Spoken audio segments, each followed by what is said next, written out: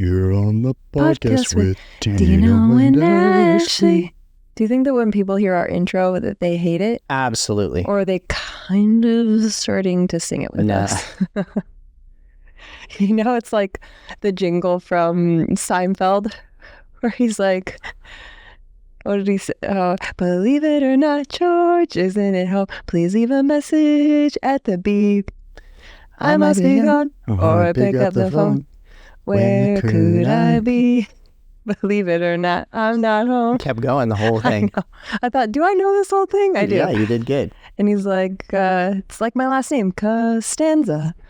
You hear it and you hate it, and then you hear it and you're like, I can't get it out of my head. No, it's awful, and I really think that everyone hates it, and we probably should change it because, whoa, you're just getting nuts. I meant to go closer.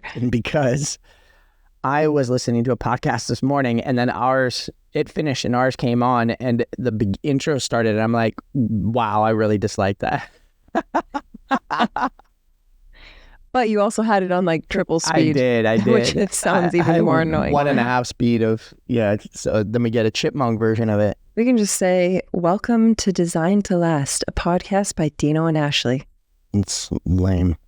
So lame. I have to say it like that. I think we need like a proper song, like, you know, the intros of like back in the 90s, one of those like everywhere you go. Okay, so I just want to say Dino is wearing the proper tank top today. Oh, my goodness. So if you heard last week, we shut down the stringers a little bit. We're just trying to space them out, you know, give them a couple days a week, but not every day. I'm not going to defend myself. It is hot, all right? There, I did actually defend myself. It looks like very nice. Does it? You were like a man that could walk into a store, possibly a restaurant. I feel like my hat matches your shirt, your jacket from yesterday. It does. Business hat. Yes. Well, I got asked an interesting question in the last few days. I'm going to leave the person anonymous just to ensure that we're not talking about anybody here. But it was an interesting question. The gist of the question was something along the lines of, I'm currently looking for a spouse, and I'm looking to try and like understand the right way to posture myself right now while I'm looking for a spouse. Early 20s kind of thing. I thought that was a really good question because, number one, I don't know what I'm talking about. But number two, if I was asked this question to my younger self, how would I answer it? Hey, I'm 20-something years old. I've yet to meet my spouse. We met when we were 24. 20 to 24, I had a very strong desire. I wanted to be married. I wanted to be in love. Yeah. Before we got together, there was about an 8-month period of time where I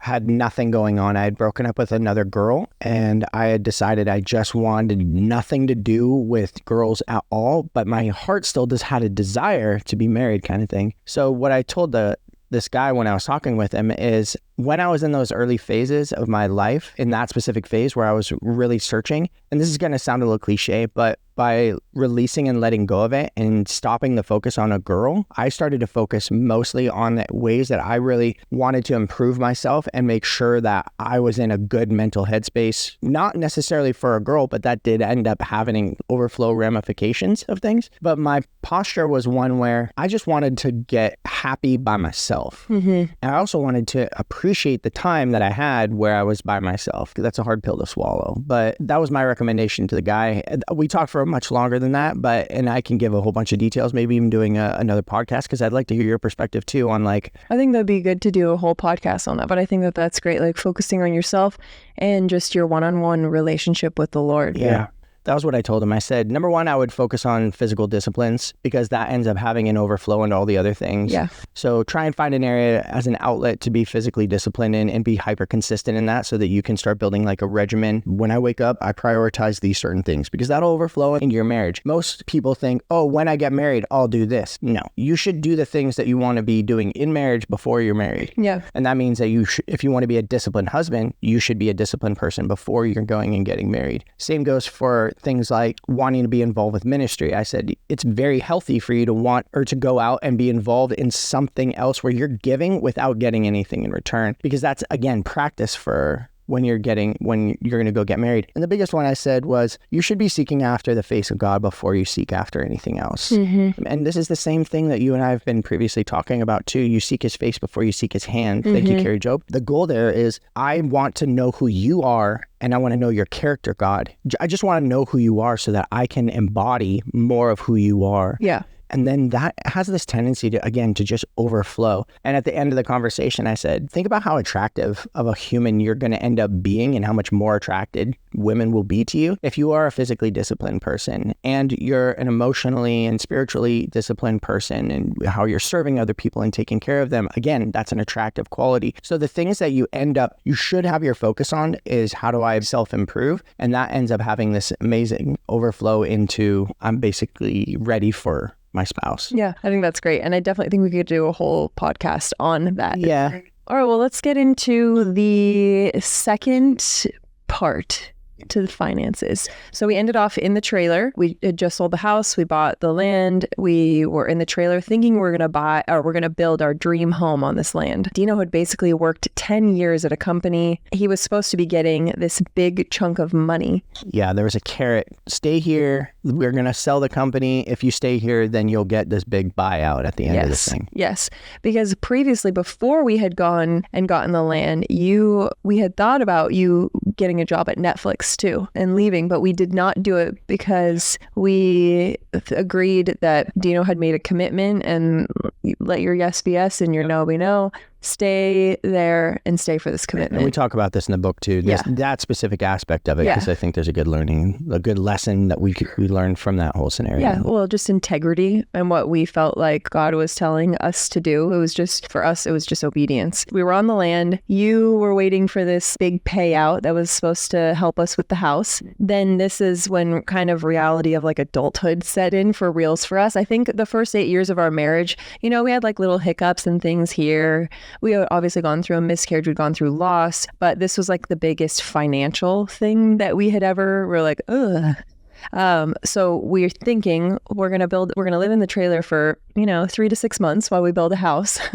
To be fair, we sought counsel in an area where we didn't know. So I frequently will do this in life. I highly recommend this to everyone else as well. If you don't know what you're doing in an area, find somebody who very much does and ask them, seek out wisdom, This wasn't necessarily sound. It didn't work out. It didn't work out. And the information that we were given is, this is general timing on how these things go and how quick we could make this happen and how much this is going to cost. And the timing was told 6 to 12 months to kind of get something mostly done. If bad things happen, maybe a little bit longer. And, it's only going to be about, I think at the time, whatever the number was, it was, let's just say it was $600,000 to build the house that we were talking about. It ended up being double to triple the amount of money to build the house that we wanted to build. And it was double or triple the time to get it all actually done. So we ended up living in the trailer for 17 months. And during that time, all of our money just went towards recompacting this land. It was on a hillside and our trailer was in the bottom. So we were literally in a ditch, just looking up at this stream. And this stream got torn apart because it wasn't, I guess, stable enough. So it had to be recompacted, which means they took all the dirt off and then they put it back on and made it hard, which was like, literally looked like a bomb went off there. I think of all the time, all the money you and I have spent that was wasted. That might be the most painful. It's absolutely maddening to just give thousands of dollars to moving dirt. And then, you need new water. That's $10,000. Just to get things to even build the house was all of our money. And we were saving, we paid $500 for utilities. And that was it. And then we set aside a certain amount to do some fun things. That was like the deal we made when we moved into the trailer, that because we were saving so much, we were going to allocate a certain amount of funds just so we could experience some things here and there. We weren't moving the trailer, but we were living like the nomadic life that we could just do some fun things around. Yeah. It was maddening, really, to just like to see all of our money. It's like buying laundry detergent, it's not fun. Nobody wants to do that. Yeah. For a decade, my earnout was, I'll just be transparent, it was $100,000. All $100,000 went into paying for this dirt to be removed and then put back. And then the net outcome of all of that was, I'll spoil this, we never ended up building a thing. We ended up moving away. We sold it for the same price that we bought the land for. So all that money just disappeared. So I worked for a decade for something that basically gave us nothing. Yes. But what it did give us was so much more than a financial.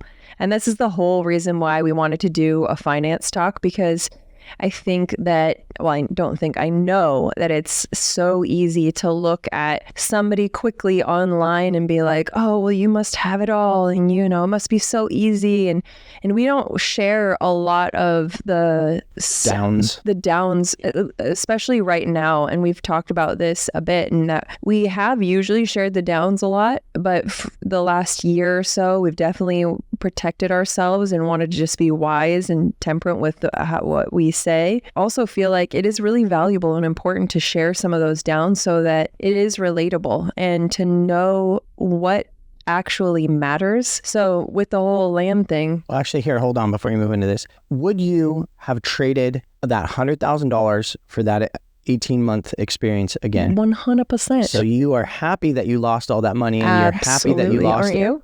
Absolutely. I just liked to ask the question. Absolutely, because it goes back to this. We were being obedient, what we felt like the Lord was telling us to do, and we took a step of faith, and it didn't look like what anybody else was doing. It looked like it was wrong to the world and everyone around us. We lost a lot of friends because we were just weird. And why are you doing that? It didn't make sense. It didn't even make sense to us at the time. But to see how God transformed Dino and I into completely different people, he stripped us away of everything that was in between our relationship with him and between ourselves. Say you had a different attitude and a different perspective through all of it, and you weren't actually being intentional about trying to lean into me, leaning into God, trying to gain something out of it. I mean, I do think that when we were going through that time, and then after the fact, and we would share the whole story, so many people would say, I want to do that. I want to sell, everything we have, and I want to move into a trailer, and, I want to have this experience. And I'm like, amazing. Definitely go for it.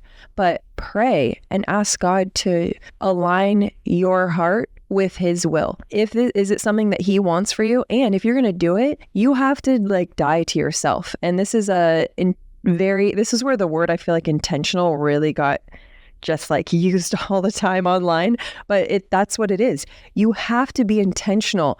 How am I going to react to this situation? How am I going to treat my husband? Am I going to accept the fact that I cannot buy things?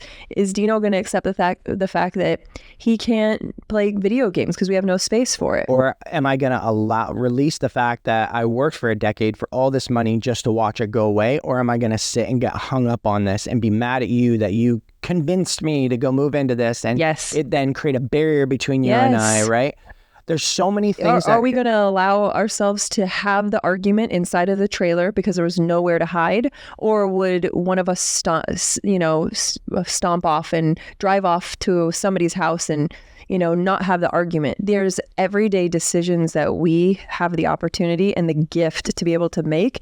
And we can either make them for the positive or make them for the negative. I think that was the big learning in that phase of life. For sure. Is we're going through this. We signed up together to get into this. We're on this ride. Let's make the best of it and enjoy whatever's going on. And maybe that means that's really painful, or aspects of my expectations, especially financial ones, where I had invested so much time into to try and get this ball of money to make it so that we could utilize it for our future and getting out of debt and all that. I had all this expectation in my mind of what this was going to do, and to watch all of that burn, a decade of work burn to the ground and have nothing out of it.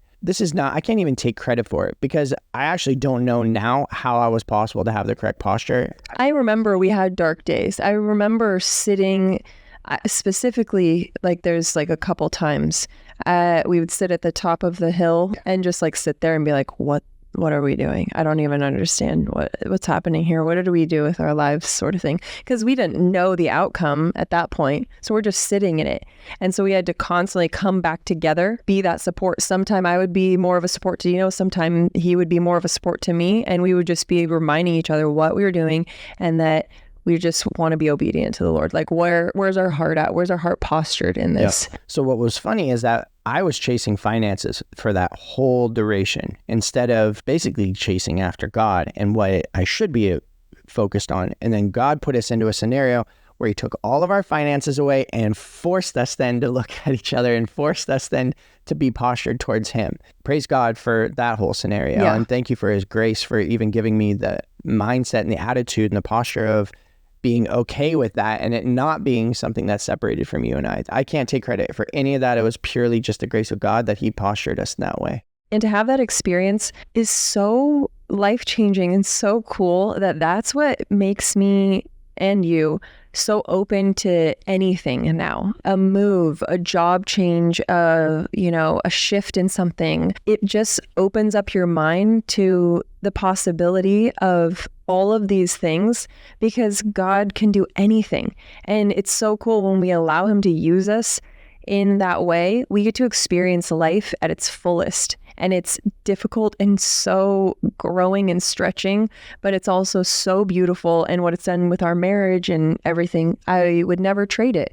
But that's what makes us who we are now. Sure, we would move there. Sure, we would do that. Sure, we'll just do whatever because we just want to be where God wants us. If he wants to use us in something and it looks weird to everybody else and nobody understands it, that's okay. This has me really thinking about, as we're talking about the trailer, and we'll end this either on today, we might even have to go into a part 3, but of where we're at with the mercantile right now. I'm like seeing so many similarities with the trailer and with our mercantile situation. Lessons maybe we have to relearn again. Yes.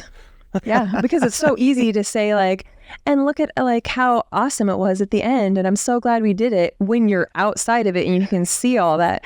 When you're in it, you're like, wait, what? No, I don't want to do that. Yeah. No, thank you. What's happening? So let's talk a little bit about what God was doing underneath the surface while you and I had a perception of everything was collapsing. So everything was going terrible. The land was awful. You and I were living in a trailer. And yes, we could have been miserable, but God postured our hearts into each other. And you and I had a crazy bonding experience through all of that. And we said, we're going to dig deep and do what we can to try and make more money out of this whole, figure out how we can make money out of this whole deal, how we can figure out something. Yeah. And that spun off your Instagram account. Yes. So under the surface, God was using the harder things that were going on to grow your Instagram account and basically use the trailer aspects to cause... Yeah. Well, at that point, I wasn't even thinking financially. I didn't make any money off of Instagram at that time.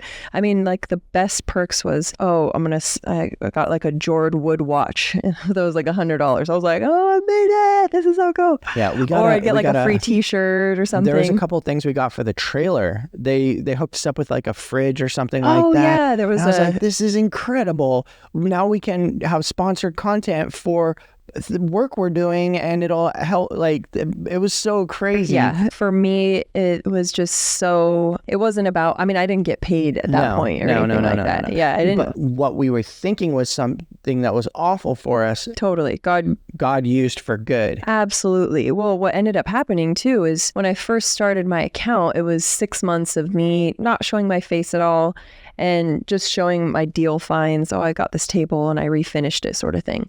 And then we hit our 10-year anniversary. I started writing a little bit about marriage. And then we moved into the trailer and I was like, I'm going to lose every follower. I had 6,000 followers or something like that. I'm going to lose all these followers that started following me because I'm going to be in a trailer. How stupid is that, you know? Then when we got in there, I was like, I'm an open book. Like, you can tell if I'm not being transparent because I just don't even go on. When I can't share everything, I just don't go on because it's really hard for me to not just share everything. And so I just started sharing, obviously the design part of it, but this is what I'm struggling with. This is what we're going through. This is what God's changing in us. And it just became so therapeutic for me to be able to write about it and share it. And then also to see, wow, this is so cool. Like God's using me in my growth and in my vulnerability to transform and share with people and change people's lives. Yeah. Me? Yeah. Me. Like, it's crazy. It was a very humbling experience, that whole thing. And then it was very cool to also watch how God utilized aspects of it for something that you and I could not see. Yeah. We couldn't see it at face value. All right, so let's kind of then move on a little bit in the story. Okay, then it moved from there. Yeah, the so trailer. With the trailer, we ended up putting all of our money into the dirt. all of our money into the land, 17 months worth. And at the very end of that 17 months, and this is another like key memory I remember, is we were sitting in the trailer. It was raining. And so all around us was mud because it was all dirt outside. We had just come back from something. There was mud everywhere. We had to stop and buy mud boots Because at Walmart because we couldn't walk to the trailer because there was like 6 inches of mud. Yes. Dino was at a new job that was not doing well. It was a new like startup company and it just wasn't doing well. And so at this point, it was looking like we had no money left to build a house, and Dino didn't have a future with this company.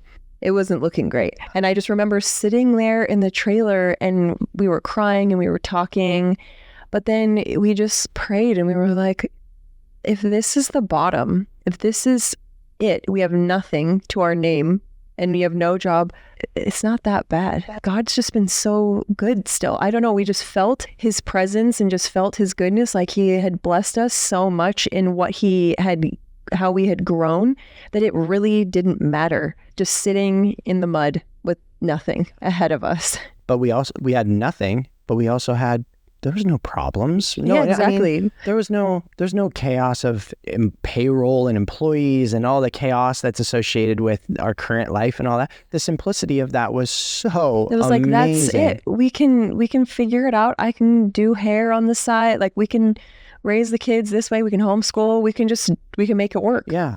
One of my buddies is like, just live in the trailer for the next decade and slowly pay for the house and build it in cash as you get income from it. I'm like, all right, I guess I'll do that kind of thing. Like if that's what I have to do, but then all right, I'll spend a decade paying for a house one brick at a time kind of thing. Yeah. Like, okay, this is still pretty good. If that's the worst that it's going to be, my relationship with my wife is fantastic. Our perspective on the world is great. The kids are happy and joyful. All the things were great. And I remember then, I'm going to, again, fast forward some aspects of this. When it was time for us to move out of the trailer, you and I did not want to. I know, because we didn't want that, like the favor almost and the blessings we were getting to go away, and we felt like it was tied to the trailer. So shortly after this dark moment in the trailer where we're sitting in the mud, I'm not sure, maybe a week or two afterwards, Dino ended up getting an offer and a job at Netflix. And it was like a life-changing thing. And so we had to decide, we're going to take that. We're going to move to Northern California because we were in Southern, move away from family. And we went up to go look for housing up there. And we went on a trip with the kids. And that's what we had in our mind. We were going to take the trailer. We don't want to lose that favor and this blessing that we have. And it was so tied to the trailer. And so we looked at a bunch of RV parks and different places in the mountains where we could bring the trailer.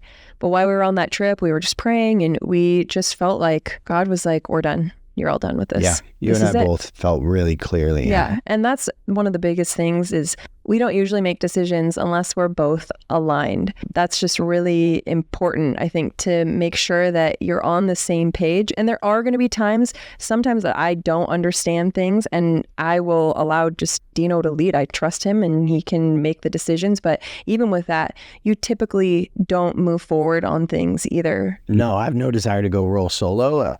Unless I very much am very clear on it. But then that means that there's something off because you and I should be aligned in it. Yeah, absolutely. I'm not surrendering. There's something that I'm either holding on to or you're in disobedience. Yeah, and the only time I feel good about moving forward is when I actually understand where you're at and what's going on with you and know what's best for you. Yeah. That's what communicating is so important. Yeah. And being vulnerable and opening up so you can get to that point. So we both, when we were there, we were both just like, yeah, we both feel like we're done with the trailer and that's it. And so this became a new chapter of our lives. No more trailer. We sold the trailer, made a profit on it, which was amazing. Netflix put us up in housing for 3 months. We were living the dream. We lived in a 2-bedroom apartment. It had a washing machine and a dryer. It didn't move when you walked to go to the bathroom. Oh no, you and I had our own bathroom. Oh my gosh. That was... Talk about like perspective change and how just to be grateful for every single thing. We had a dishwasher, a washing machine and a dryer, and a 2-bedroom apartment. And we thought we were living the sweetest life ever. It was the best thing. It was the best. Just to ever. have that perspective and mentality in life is so awesome. Like that's a gift in itself. Just no matter what you have, you're just like, this is amazing. It really does. It makes you just appreciate everything. I know, it really does. It almost makes me wish that I could go back and experience some aspects of those things, just because the contrast gives you so much gratitude. It does. You know, when you live in a very small confined space for a long duration and then you get something that's just even incrementally slightly nicer, man, do you ever appreciate that? And I think, again, there's a large part of these types of lessons that you and I are hashing out in the past that maybe you and I need to be talking to our current selves about with some of the things that we're going through now, just to ensure that we're appreciating the things that we go through now, because most of the time, no, all of the time, as you and I are going through all harder things, God's doing something. He's honing and crafting and molding and shaping us. And if I look back at the time in the trailer, and just to repeat what we previously said, if I would have had a bad attitude about it, I would have gained nothing. Right now, we're going through some stuff that we're trying to deal with, all of our business stuff and external life things. Maybe I just need to take a beat and really appreciate what the harder things that are going on and try and understand what it is that God's trying to hone and mold and shape in me to try and have me better equipped at the outset of this whole thing. And embrace it instead of pushing it away. This is definitely not me preaching to anybody else. It's definitely me preaching to my old self, preaching to my current self. Yes, for sure. Yeah. So after the 3 months, during this time, we looked at housing and, a house for us. And this was really exciting because this was the first house we were going to buy since our very first house that we lived in for 8 years. So I was so excited about that. And we ended up buying I called it the Spanish Bungalow, because it was just a little Spanish style house. Totally random funny story about this. So this was a crazy market where we were going to buy this house, and everything was gone in an instant with 15 offers on it. So any house that went up, you had to buy it. And everything was hot. Hot. Everything popped off. There was multiple offers on everything. So we initially went up, found a place we kind of liked, put an offer in. Instantly, we were one of 15 offers. Didn't get it. And then we got a call from our realtor, and he said, "There's an offer that just fell out. If you give them $5,000 over what the previous new house, what the previous offer was, you can have it." And you and I were like, I don't know, just do it. So we just signed it. And we went and saw it, and I was like, I really had in my mind that I really want to do like a storybook house, because it was in this neighborhood, Willow Glen, that had a bunch of 1920s, 1930s old houses, all these different, storybook, Tudor style houses, so cute and very like European. The last thing that I wanted was a Spanish style house. Like we had just moved from Southern California where everything is stucco and all I wanted to do was get away from that. And the funny thing is I remember you had to just like have this counseling session with me. You got me so hyped up. You've never done a house like this. This was after we got locked in. Oh, yeah. But yeah, we signed the offer, and then which was so much money. We went to sleep. No, we were about to go to sleep, and then you were like, what did we do? This was such a bad idea. So scared. Such buyer's remorse and we had not gotten the countersign yet that the buyers approved us. And then right before we went to go to bed, all of a sudden both of our phones lit up like crazy, all these text messages. And I looked at it, and it said the seller can't sign the paperwork because they're on a plane and gonna not land in time. It'll be after 12 o'clock. You have to sign this extension for another 12 hours for them to give time. And we just like didn't sign the extension. Whoops. We just were like, we need to sleep. We're so scared. This is so much money. Maybe this is it. Maybe this is how we can get out of this whole thing. Let's just go to bed and we'll deal with this in the morning kind of thing. And maybe we get out of it then. And this was God telling us we shouldn't get the place. The guy landed at 11:55 and signed the paperwork. Yeah, we woke up and it was signed, and we were like, oh my gosh, we got it. And then you spiraled so bad. I was like, what are we doing? I don't want a Spanish house. I'm so sad. What a brat. Like, I was just young. I mean, it was a lot of money. It was like the opportunity for us to use, again, all the things that we had acquired, again, up until that point, in something. And then But Dino was so sweet. He hyped me up and he got me really excited about what we were going to do. And just, I don't know, you just helped me through that for sure. And then I got really pumped up about it. So that's how it started the Spanish Bungalow. I had just really took the same mentality that I took from the trailer took my time finding things, less is more. I really wanted to stay with that same mentality that we had inside the trailer, where if I bought something, then I would have to remove something. So it made me really intentional about my purchases. And I remember falling even more in love with you for a multitude of reasons, but one of the biggest ones was when we moved in, you did not have this urgency and anxiety to fill the house. It stayed empty for a long time, and slowly, very intentionally, you were putting pieces in places instead of feeling this urgency and rush to have to get things in there and then swap it out and swap it out and swap it out that I had seen before the trailer. The trailer literally cured you of all of that kind of mentality. And now everything you did was, I want this specific piece for this specific spot. And man, the whole house felt like it was a curated, very warm and cozy hug around you. And it slowly developed as you worked on it. It shifted how you see things. I feel like. For sure. And because I wanted to do things with less stuff, it pushed me to just be really creative with adding design, but without spending a lot of money and without adding things. And so that's when I started stenciling everything. I stenciled the back fence. We made the stock tank pool there. We had our little Airbnb in the back. I stenciled brick. I stenciled like hello on the ground. Like, it was a cool time. The kids were all a little bit older, and you didn't have to be in such they a weren't mommy super babies. phase. Yeah. They would go to school. You'd have creative time to just be creative around the house. There was no pressure associated with it because you weren't doing anything you were doing it on social media, but there's no reason for it to have to be successful. Yeah. You didn't have... Well, that was a sweeter time too online, and I still wasn't getting paid for anything. I remember it was during that house that I joined my management company, and I remember telling them, they're like, well, how much do you charge when somebody asks you to post something? And I was like, oh, I don't charge people. Like, I just don't feel right about that. If they want to give me something for free, then I will do that. But yeah, I don't charge people. And they just were like, Ashley, if we can provide value, would you? Yeah. If we could provide some value to you. And also, like, I don't know, this was a season too that over those years that I just had to figure out, what am I doing? And do I find my time valuable also? Yeah. Is there value in the things that I'm doing?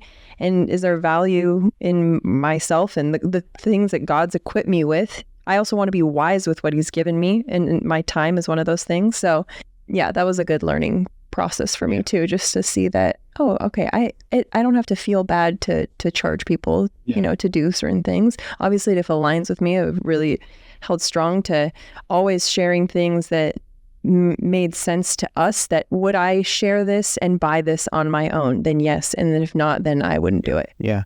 So in terms of like lessons learned specifically on the financial side, when it comes to that house, the big one that I would say that you and I came out of that with is you and I can use both of our gifts. And this is what I would recommend to other people as well, is use your gifts collaboratively together to maximize whatever you're going through in life. In our scenario, it was Ash was very good at being able to take something that didn't look and feel very nice and upgrade it and design it.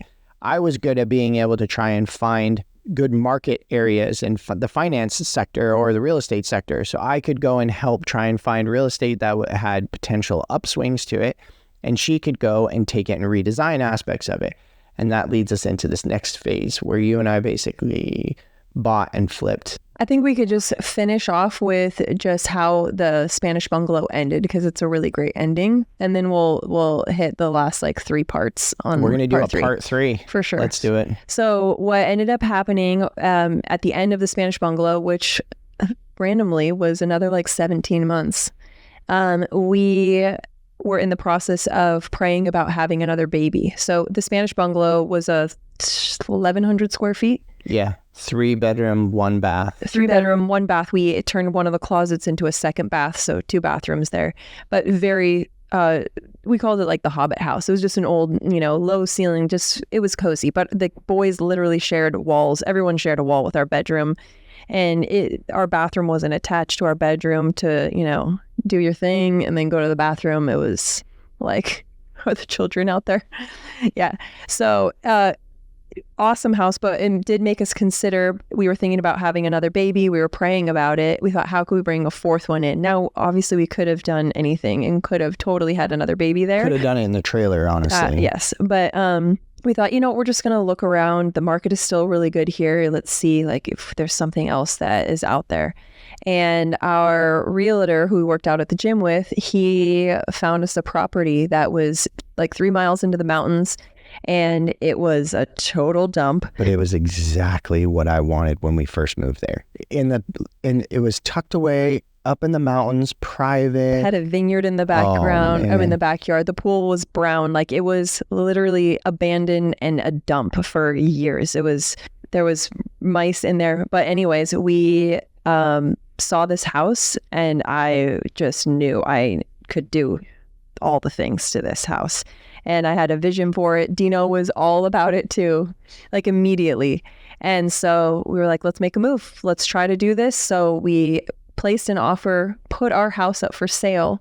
And the day we put our house up for sale, 2 hours after it was up. So I ran numbers going into this and I said, baby, if we sell our house for maybe a little bit, the market will not hit this number, but if we sell it at this number, which is just barely above what we're basically into it, then we'll have enough to get the new place, afford the mortgage, and then we're going to have to chill for a minute and live there and renovate it ourselves on the low, like yeah, but I have to like live in this house. Yeah. And one of the bathrooms had like mold, it had a hole in it.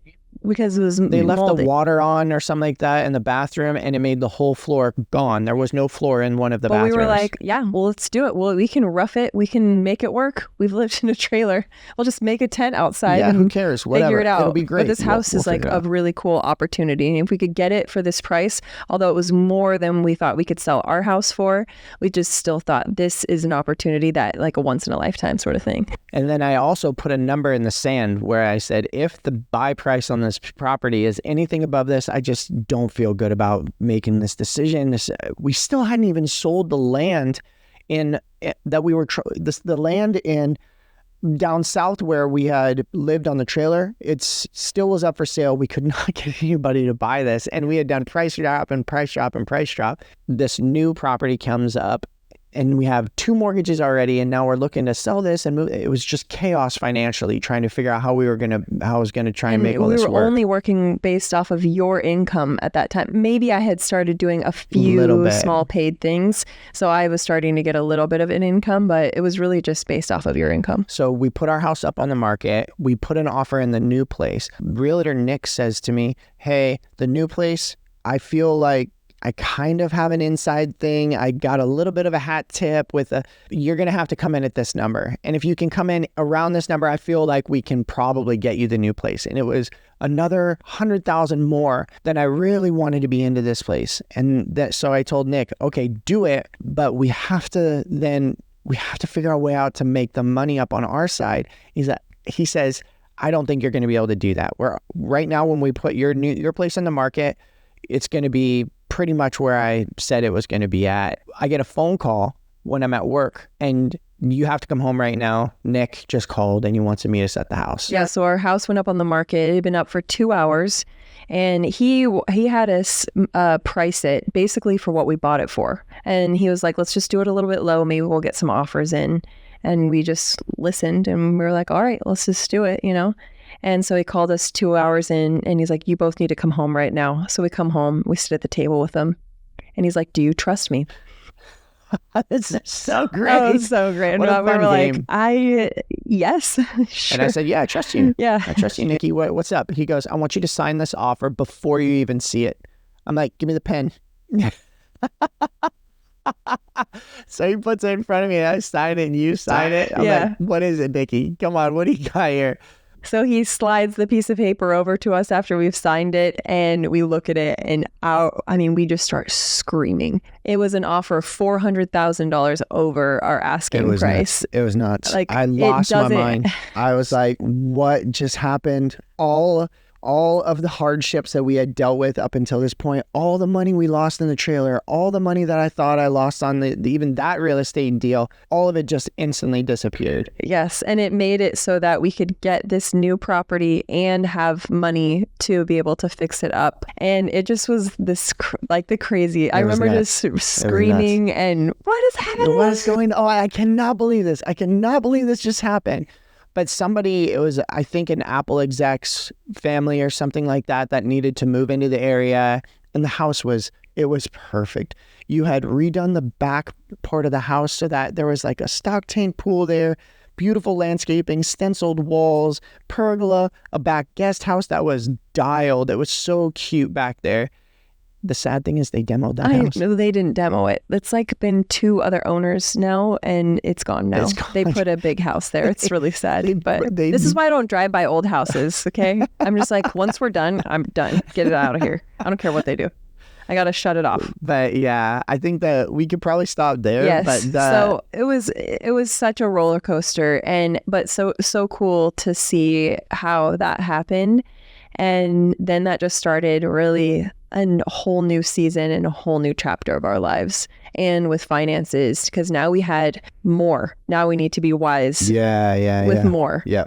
It started to shift my mentality from one, though. And I'm just being transparent here. It started to, over time, shift my mentality from I got to work as hard as I can to be able to acquire, to get something going.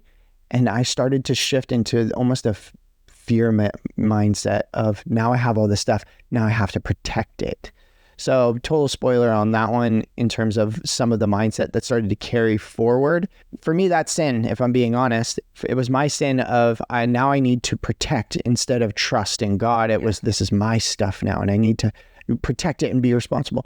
Some aspects of it were absolutely me wanting to be a good steward with what we've been given, but a good chunk of it was me just kind of living in fear. And obviously that's not the way I wanted to be living my life. And I feel convicted both then and now of that. And I want to purely have the heart of being a good steward with everything we've been given and ensure that my mindset is one where I'm desiring to utilize our finances to maximize the kingdom of God, not to maximize our personal empire or pleasure scenario or us being able to go do things. That is not my mindset. And if I'm being honest, that's really, really where I want to be at. I want to be in that desire of using everything that we have for the glory of God. And I still feel like the things that we're doing right this second now, which we'll talk about. I'm excited about number 3 because I feel like so much of this ties back in, and I'm actually really excited to share what God is doing in us now, because this, to me, this time right now seems like the most wildest, honestly.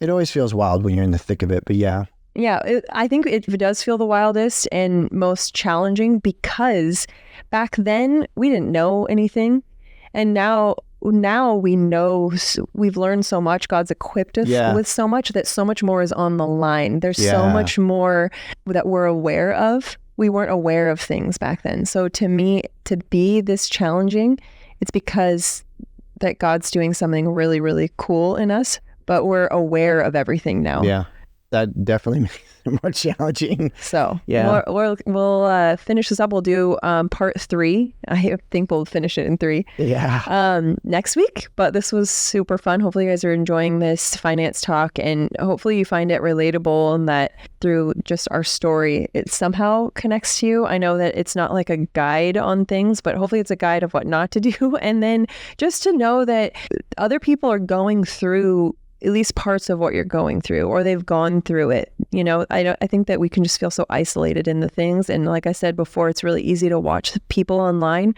and think everybody has everything all together.